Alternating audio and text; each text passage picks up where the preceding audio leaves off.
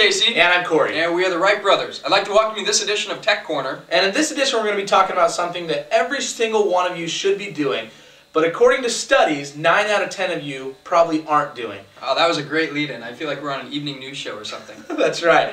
And for those of you wondering, we're talking about backing up your computer on a regular basis. Something that very few people do, yet it's one of the most important and crucial parts of not only our lives, but also our business, you know? Absolutely. You know, I like the way you describe it. You like to talk about this as information insurance. And you know, there are so many parts of our lives we insure. We insure our car, we insure our health, we insure everything that matters. And yet when you think about it, there's very few things in your life that matter as much as the information that drives your business, that drives your life. And yet 9 out of 10 of us are not taking the time to insure that information. It's madness. And we're going to help you stop the madness here today. So we're going to take a look at how you can start to back up, familiarize you with the process, and give you some options of how you can do it very, very easily. We've got a lot of great information, so let's dive in.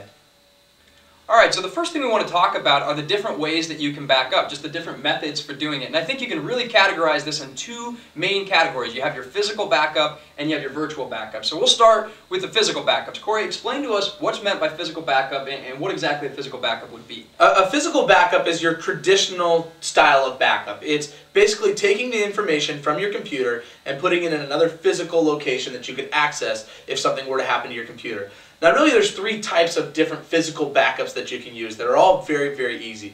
The first one would be to put your information on a CD or a DVD. So you physically burn that information from your computer to a CD or a DVD.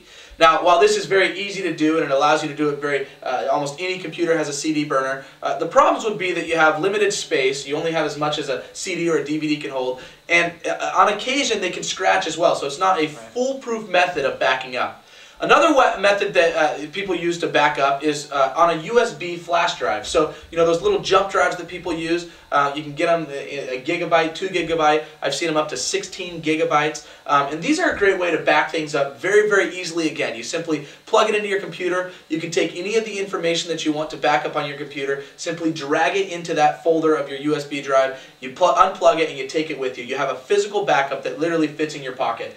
Again, space is somewhat of a concern here. Like I said, the highest that I've seen them go is up to about 16 gigabytes, but typically you're at about 1 to 2 gigabytes, which will get you quite a bit of important information, but not all of your pictures and your media and all that.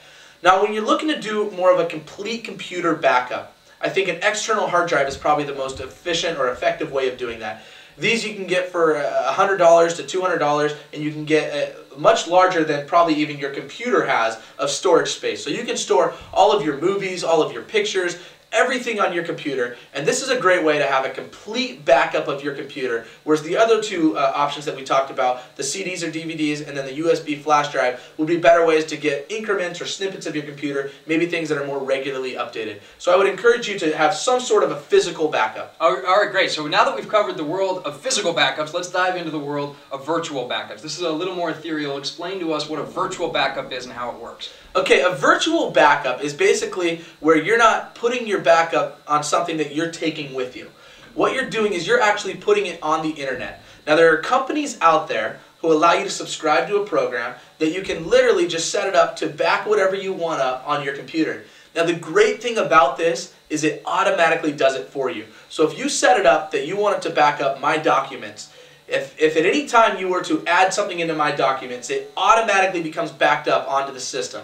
So it's a virtual backup that you don't actually have a physical hold on, but if you were to get a new computer, or if you for some reason had your computer crash or lost and you needed to upload that information or get that information from the virtual download place or the virtual storage place onto your computer, you simply log into your account and you can start to transfer that information onto your account. It's a very, very effective tool. I love it because it's automatic. It's typically about $50 a month, $50 a year to get a service like this.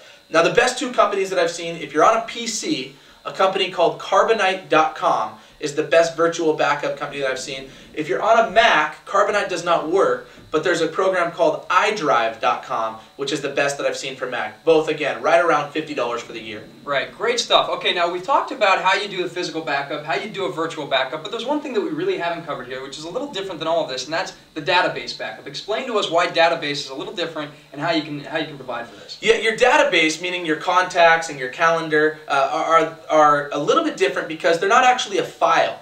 they become so regularly updated as you add new contacts that those get stored within a program rather than within a file. So you can't just set it up to automatically back up since you're constantly updating that. So there's really two ways that you can protect against this and make sure that you are backed up. One of the things that you can do, wherever you're keeping that database, whether it's in Outlook or whether it's in any sort of a program that you're keeping all of your contacts and your calendar in, you can export that into a file. So what it does is it basically takes a snapshot of what it looks like at one given time and exports it into a file. I like to do that once a month. That way, if everything were to go wrong, I'm never farther than a month removed from my backup. I do it on the first of each month. I export my database so that I have a file. Beyond that, what I use is I use my phone as a backup of my computer. So I, every single day, sync the database in my phone and the calendar in my phone to the database in my computer and the calendar in my computer. That way I always have a backup. So if I were to lose my phone, I can simply just sync it with my computer and get everything back on my phone. If I were to lose my computer, I can simply plug my phone in and transfer all the information back there. So it's a great way to have those regular backups, but if for some reason I were to lose my phone and my computer on the same day for some odd reason, I always have that once a month backup that I'm never further than a month removed. So you certainly need to have, it takes a little bit more effort to update that database, but it's certainly one of the most important things that you have. All right, well, a lot of great information here, but ultimately when you get right down to it, backing up your system isn't so much about understanding all the tools as much as it's just about making the effort to do it on a regular basis and making sure that you keep it consistent. And I'd like to encourage you, if you fall in that 9 of 10 right now, make sure that you get yourself into that 1 of 10. Make sure you're the kind of person that has information insurance, because I promise you, by the time you need a backup, it'll be too late. Now, one thing that we're going to do is our final session of the podcast, my favorite part of the podcast, the Wright Brothers Shameless Plug, where we ask not what the podcast can do for you, but rather what you can do for the podcast. And this, we're going to do something that actually kind of helps us both. We'd like